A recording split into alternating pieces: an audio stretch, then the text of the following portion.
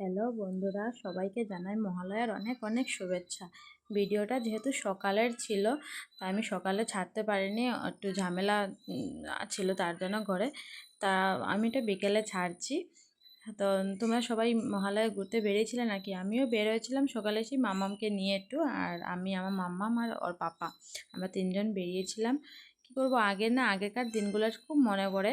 আগে আগে মহালয়া দিন আসবার আগে কে কখন কটার সময় ঘুম থেকে উঠবে, তারপর সবাই বন্ধুরা মিলে ওখানে যাব, সেই করব, এই করব, সেই করব, অনেক মজা হতো। আর এখন না, সেই আগের মতো মজাটা আর নেই। তবু কি করা যায়, মামামকে নিয়ে তো বেরোতে হবে, তার জন্য ভাবলাম কি মামামকে একটু বেরোনোও হবে আর ওকে দেখানোও হবে। ও না বাইরে বেরোলে খুব বেশি আনন্দ পায়, ওর ভালো লাগে। তা দেখো, মামা চশমা পরে কি সুন্দর বসে আছে না বাইকে। ও না ফার্স্ট টাইম যখন চশমা পরেছিল না, খুব কেয়ারফুলি ও চশমা পরে যাবে, ভেঙে যাবে, ও একদম চশমা কাউকে ধরতে দেয় না।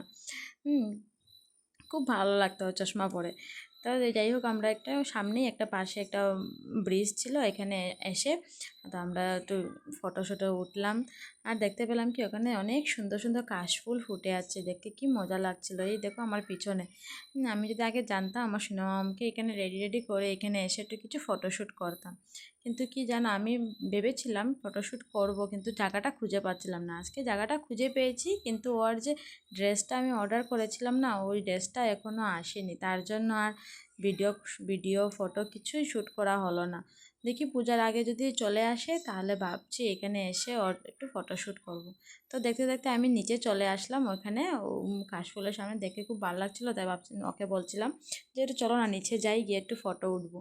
তো এখানে এসে না শুনে আমার অনেক যন্ত্রণা করছিল। কিছুতেই ফটো তুলতে দিচ্ছ না, ও নিজেও ফটো উঠছে না, তার জন্য আমরা আবার উপরে চলে গেলাম। ভাবলাম কি চলে যাই ওপর, ওখানে ও পরে যাবে, পরে টরে যাবে, ব্যথা পেয়ে যাবে। তো আমরা আবার চলে আসলাম, বাড়ি চলে যাব। অনেক লেট হয়ে গেছে, প্রায় 7:30 পৌনে 8টা মতন বেজে গেছে। আর ওকে না কিছু খাইয়ে নিয়ে আসিনি, সেই ঘুম থেকে উঠে ওকে ড্রেস পরিয়ে ফ্রেশ করে আর ওকে নিয়ে বেরিয়ে পড়েছি। কী হয়েছে না, আজকে উঠতে উঠতে অনেক লেট হয়ে গেছে, তো তার জন্য আর ওকে কিছু খাওয়ানো হয়নি। এখন যদি ওকে খাওয়ানো বসে যেতাম, তাহলে কি হতো, আর বেরোনো হতো না। সেই ও খেতে খেতে ঘন্টাখানেক লেগে যেত, আর মহালয়াও চলে যেত।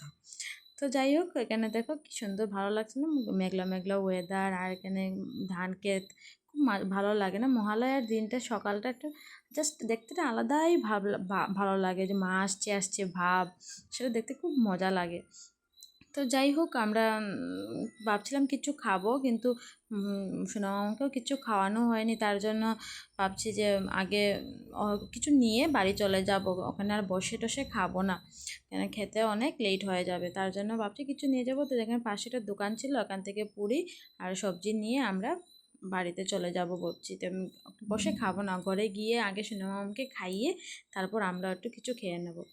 তো যাই হোক, আমরা কিনে তারপর আমরা চলে আসলাম বাড়িতে।